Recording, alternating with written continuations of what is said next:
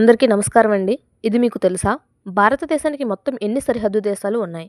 భారతదేశానికి మొత్తం 7 సరిహద్దు దేశాలు, 2 సముద్ర సరిహద్దు దేశాలు ఉన్నాయి. ఒకటి పాకిస్తాన్. పాకిస్తాన్ భారత్‌కు పశ్చిమ దిశలో ఉంది. కాశ్మీర్ ప్రాంతంలో ఎల్ఓసి కారణంగా ఇరు దేశాల మధ్య తరచూ ఉద్రిక్తతలు ఉంటాయి. 2 చైనా.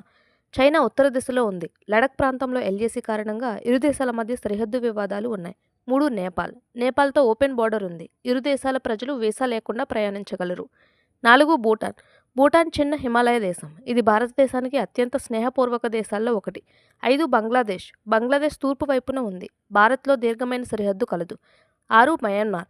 మయన్మార్ దక్షిణ తూర్పు వైపున ఉంది. ఈశాన్య రాష్ట్రాలకు ఇది ముఖ్యమైన సరిహద్దు దేశం. 7 ఆఫ్ఘనిస్తాన్. ఆఫ్ఘనిస్తాన్‌తో భారత్‌కు చిన్న భూ సరిహద్దు ఉంది. అది పాకిస్తాన్ ఆక్రమిత కాశ్మీర్ ప్రాంతంలో ఉంది.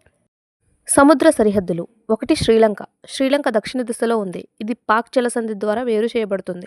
2 మాల్దీవ్స్. మాల్దీవులు అరేబియా సముద్రంలో ఉన్నాయి. భారత్‌కు ముఖ్య సముద్ర పొరుగు దేశం. వీడియో నచ్చితే లైక్ చేయండి, షేర్ చేయండి. ఇలాంటి మరిన్ని విషయాల కోసం మన ఛానల్‌ని సబ్స్క్రైబ్ చేయండి. Thank you.